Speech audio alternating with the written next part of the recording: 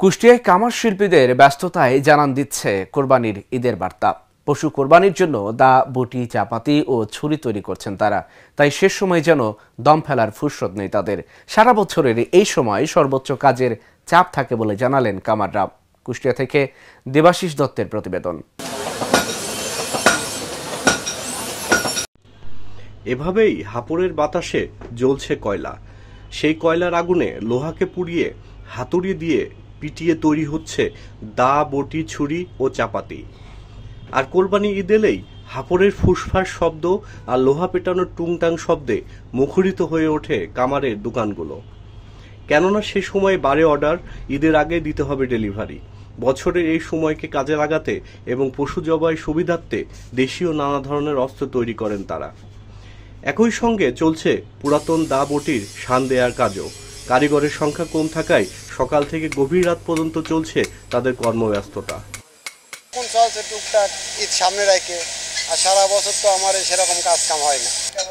সাবাটি থাকার 200 টাকা, জবাই ছড়ি থাকার 200 টাকা, ছোলা ছড়ি 50 টাকা, বাঁশ কাটা দাও 100 টাকা, বটি 100, 150, 50 এভাবে আছে। প্রয়োজনীয় উপকরণের অভাব, কারিগরদের মজুরি বৃদ্ধি, তৈরি পণ্য সামগ্রীর বিক্রয় মূল্য কম, বিদেশি অস্ত্রের আমদানির কারণে দেশীয়দের হাতে তৈরি ধারালো অস্ত্র অলাভজনক হয়ে উঠেছে। তারপরেও বাপদাদার পেশাকে ধরে রাখতে চাই কুষ্টিয়ার কামারপাড়ার বাসিন্দারা।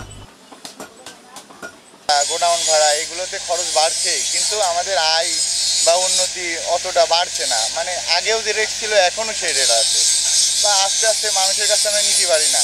ওই আমরা পাইকারি কাম করতেছি টুকটাক, তাই হচ্ছে, তাছাড়া এমনি কাজ নাই, এমনি গৃহস্থর কাজ কম।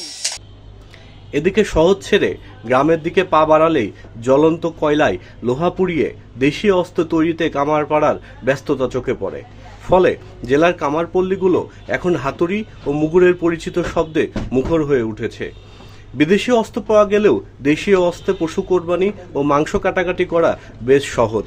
তাই এই সময় সবাই দেশীয় অস্ত্র কিনতে চায়। চাপাতি, চাকু, ডাসা ঈদ আসলে বেশি প্রয়োজন পড়ে। তবে কয়লাসহ বিভিন্ন সামগ্রীর দাম বাড়ায় বেশি দাম দিয়ে কাজ করতে হচ্ছে সেবা গ্রহীতাদের। আমরা বাড়ির থেকে আসছে দাও বা কুড়োল বা ছুরি এগুলো পোড়ানোর জন্য, বা ঈদ উপলক্ষে লাগবে, তাই এগুলো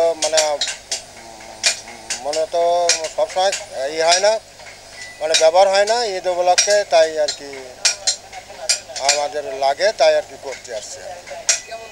যে যখন চাপ থাকে তখন হয়তো 5-10 টাকা বেশি দেওয়া লাগে, হয়তো এখন একটু বেশি, কারণ এখন সবাই তো কাজকাম করছে।